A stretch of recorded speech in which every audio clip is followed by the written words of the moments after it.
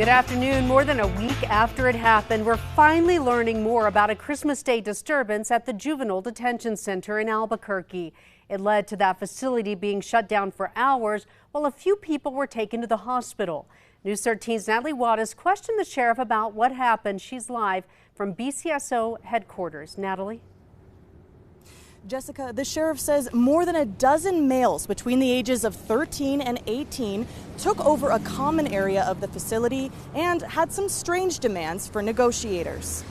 We can't take juveniles lightly. These juveniles that are in there for serious crimes. On Christmas Day at about 4 p.m., police locked down the Juvenile Detention Center on 2nd near Montano for roughly 5 hours.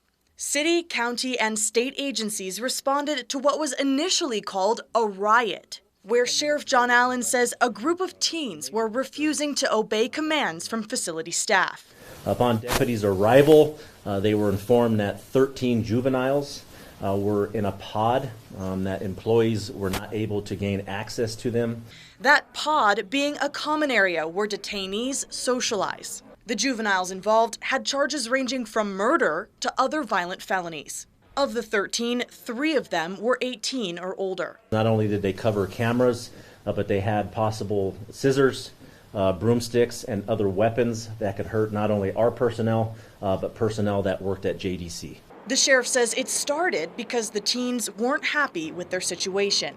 After the SWAT and ERT teams showed up, the sheriff says they began negotiating for food. They were negotiating to take advantage of what was going on and what they had control over. So when you're asking for 15 to 20 chicken wings, acting like this is a movie, laughing about it, not being serious with our negotiators, saying they have hostages, that's what we take very seriously. The sheriff says in part, staffing shortages and antiquated protocols are to blame for how this happened. I'm going to go a little hard in the paint here.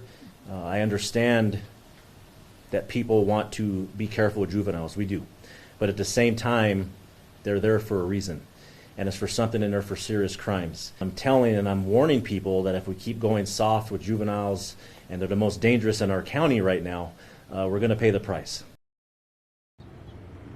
The sheriff says he expects to charge those who were involved, but they're still figuring out what kinds of charges. Back to you. All right. Thank you, Natalie. The sheriff wouldn't say which, quote, antiquated protocols he wants to see the juvenile facility change, but he did call for more staffing.